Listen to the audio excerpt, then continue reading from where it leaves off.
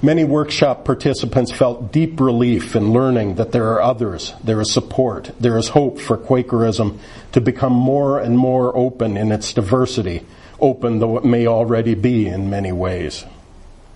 At every such workshop I've attended, and the one I co-led, I've seen this profound sense of relief emerge many times. I came back from this workshop with a new, broader perspective on the significance of non-theism and friends. Though I was shy about words like leading and ministry, I could hardly deny having a leading for ministry. I approached our Ministry and Council Committee and requested a clearness committee to explore my leading to, quote, minister to non-theist friends throughout the Religious Society of Friends who are suffering in meetings less easy with diversity than our own seems to be. So a committee of 8 friends was named, mostly longtime, highly respected friends, most of whom were and are theists, and at least a couple of whom considered themselves Christians. The strongest piece of ministry that came out of our early meetings was I needed to work on some sort of minute or statement on theological diversity, explicitly naming unbelief as a legitimate thread or pattern in the tapestry of Twin Cities Friends meeting and in Quakerism overall. It was important to me that such a document name but not be about unbelief. The assumption was that not only unbelievers, but believers of all kinds need to be respected, honored, and gratefully listened to for their spiritual insights and experiences. My further hope was that if such a minute were approved by my monthly meeting, it could then be shared with our yearly meeting as a testimony of our community and shared with other yearly meetings around the country. I thought it might offer some hope and a sense of legitimacy to at least a few godless friends feeling isolated in meetings where such conversation had not taken place. Friends who might be afraid to make this part of themselves visible. When I first brought a draft to my clearness committee, we were all surprised to learn that this was not just my ministry, but the ministry of the entire committee as one. Everyone there, Christian, non-Christian, theist and non-theist, committed themselves to bringing such a minute forward because we all felt it represented who we were as a meeting and who we wanted to be. We spent many months working together on the statement, consulting with Ministry and Council and the clerk of meeting to discern the best way to bring it into the life of the meeting. We held a couple of well-attended adult education sessions where the statement was received warmly, although there were some strongly critical comments as well. Shortly thereafter, more than a year after the first draft, the statement was brought before meeting for business. The meeting did not come to clearness on adopting the statement, but asked Ministry and Council to take up the work and see if a statement could be produced that was acceptable to the meeting. A completely new draft on the topic was brought to meeting for business several years later, but the meeting was not asked for approval. My personal sense was that both statements well reflected, let's call it, the center of gravity of the meeting, but enough friends were troubled by the idea to make approval unlikely. It may well come up again at some point, but however many friends are easy with the fact of our theological diversity, it is uncertain whether some such statement will clear the bar at some point. I still have hope, but either way, these are still my people. I'm going to read the text of that draft theological diversity statement where it was left. Reading it today, I see some of its flaws and feel some embarrassment. Yet I still find it to be important and essentially truthful. It is no longer a statement of mine, nor of the committee that worked together to craft it, because we released it to our meeting. Neither is it a statement of Twin Cities Friends meeting, because the meeting was not clear to adopt it. Perhaps that means it belongs to nobody, or perhaps it belongs to anyone who finds it speaks to them. Friends have traditionally rejected the use of creeds, largely from a conviction that no statement of belief can accurately describe or reflect divine reality. There is another compelling reason for us to reject creeds.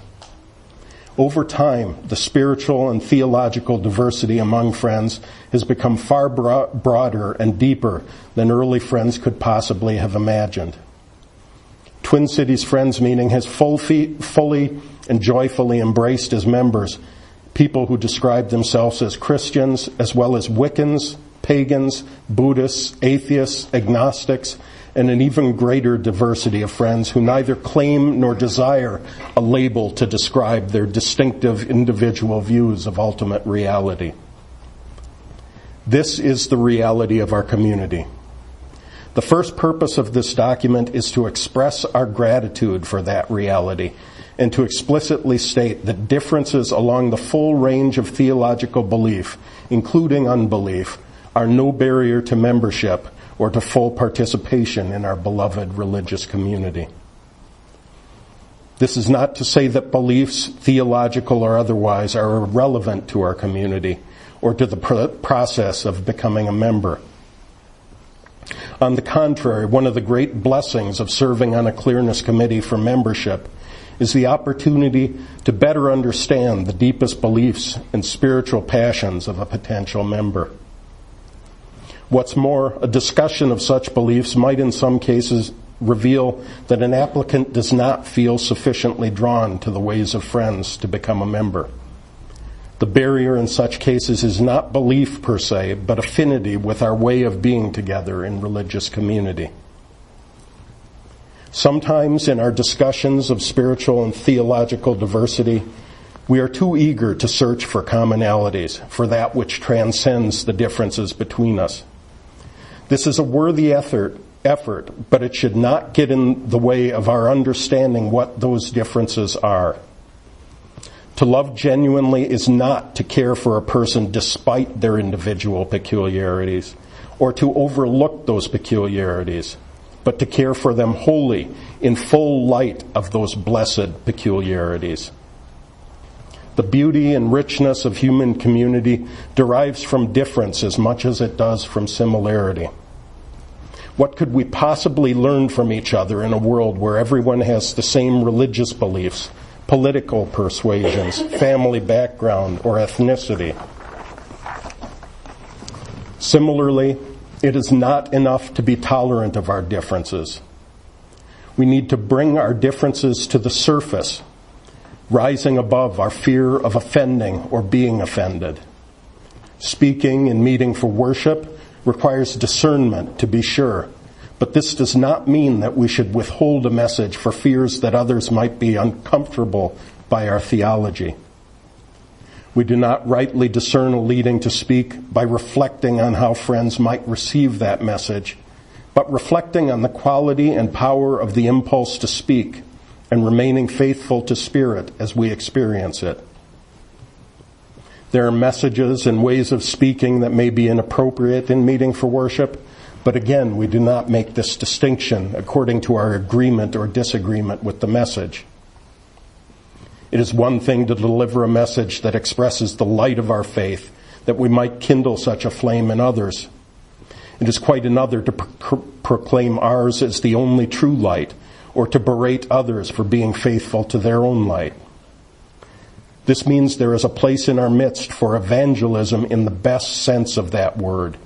An evangelism that might be rooted in Jesus, Buddha, God or goddess, nature, the hunger for scientific knowledge, or simple human love and compassion. There have been times when I've questioned my connection to my meeting. When I was nominated for a second term on ministry and council, a friend I felt very fond of brought a letter to Meeting for Business suggesting that I, as an unspoken believer, should never have been made a member and certainly shouldn't be on ministry and council. The meeting came clearly to my support and named me to the committee despite the friend's concern. But the experience was much harder on me than I would have expected. Despite friendship, connections, and support from so many, I lost some of my confidence that I belonged in the community. Even now, I sometimes worry, against my better judgment, about who among all these people I care for so much thinks I don't have any business being here. That's not how I feel about things, really, but sometimes the feeling sneaks up on me. Am I a pretender, a tourist in Quakerism? The problem is not really in the community, but in me. Still, I will stick with my conviction that giving myself fully to this community is a vulnerable thing to do, but also a crucial thing to do. There are always going to be some who would like to draw a circle around Friends with us on the outside. I'm sure the meaning of being a non-theist among Friends is different from nation to nation, from community to community, from person to person. But for me, it starts with individual relationships, one-on-one. If being an openly non-theist friend was just about bringing in a set of ideas in hopes of influencing a religion, however true and important I might think those ideas are, I would have lost interest in the subject years ago. Rather, it is about revealing our true selves to one another and listening as others reveal their true selves to us. I think this revealing is the most genuine purpose of community, of religion. The fact that our true selves are different in important ways and that those differences sometimes lead to disagreement and conflict is a strength in our community, not a weakness. If we all believed the same things, what could we possibly learn from each other?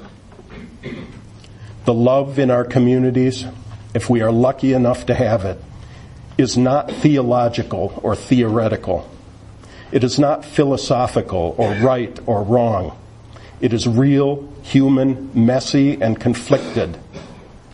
If we focus solely on our commonalities, our areas of agreement, there is only so deep we can go. I would like us to go deeper. I think we can handle it.